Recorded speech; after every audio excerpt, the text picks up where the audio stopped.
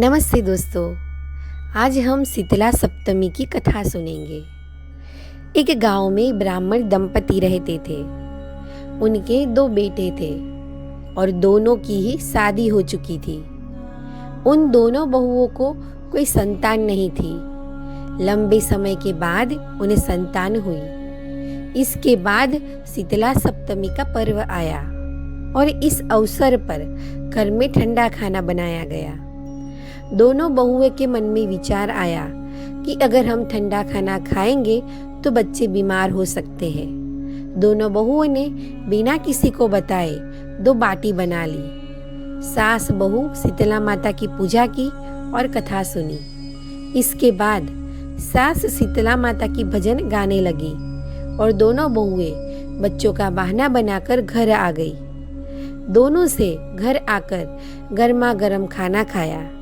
इसके बाद जब सास घर पर आई तो उसने दोनों बहुएं से खाना खाने के लिए कहा। दोनों बहुएं काम में लग गई। सास ने कहा कि बच्चे बहुत देर से सो रहे हैं, उन्हें जगाकर कुछ खिला दो। जैसे ही दोनों बच्चों को उठाने के लिए गई तो दोनों बच्चे मृत थे। ऐसा शीतला माता के प्रकोप से हुआ। दोनों बहुओं ने रो रो कर अपनी सास को सारी बात बताई। सास ने दोनों को बहुत सुनाया और कहा कि अपने बेटे को लिए तुमने माता शीतला की अवहेलना की है। दोनों घर से निकल जाओ और दोनों बच्चों को जिंदा स्वस्थ लेकर ही घर में कदम रखना। दोनों बहुएं अपने बच्चों को टोकरी में रखकर घर से निकल पड़ी।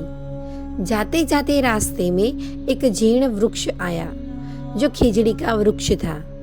उसके नीचे 2 बहनें बैठी थी जिनका नाम औरी और शीतला था। दोनों के बालों में जूं थी। बहुएं काफी थक गई थी। वह भी उस वृक्ष के नीचे बैठ गई। इसके बाद दोनों ने औरी और शीतला के सिर से बहुत सारी जुएं निकाली। जुओं के निकल जाने से उन्हें काफी अच्छा अनुभव हुआ। दोनों बहुओं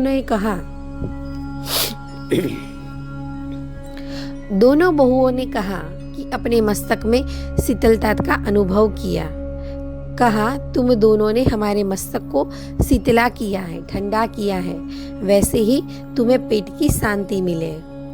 दोनों बहुओं ने कहा कि पेट का दिया हुआ ही लेकर हम मारी मारी भटकती रहती है, परंतु शीतला माता के दर्शन हुए नहीं। इतने में शीतला माता बोल उठी कि तुम दोनों दुष्ट हो, दुराचारीण हो, तुम्हारा तो मुंह देखने के लायक भी नहीं है। शीतला सप्तमी के दिन ठंडा भोजन करने के बदले तुमने दोनों ने गर्म खाना खाया है।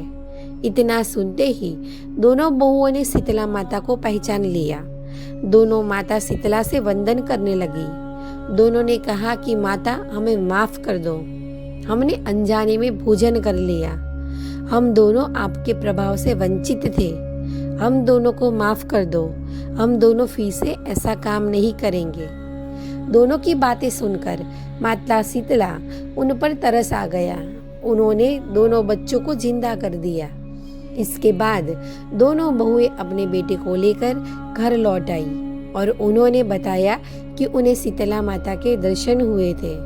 दोनों का धूमधाम से स्वागत करके गांव में प्रवेश करवाया। बहुओं ने कहा कि हम गांव में शीतला माता के मंदिर का निर्माण करवाएंगे और चैत्र महीने में शीतला सप्तमी के दिन सिर्फ ठंडा खाना ही खाएंगे। तो जय शीतला माता, जैसे आपने बहुओं पर कृपा दृष्टि बरसाई है, वैसे ही हम सब पर कृपा रखना। जय शीतला माता।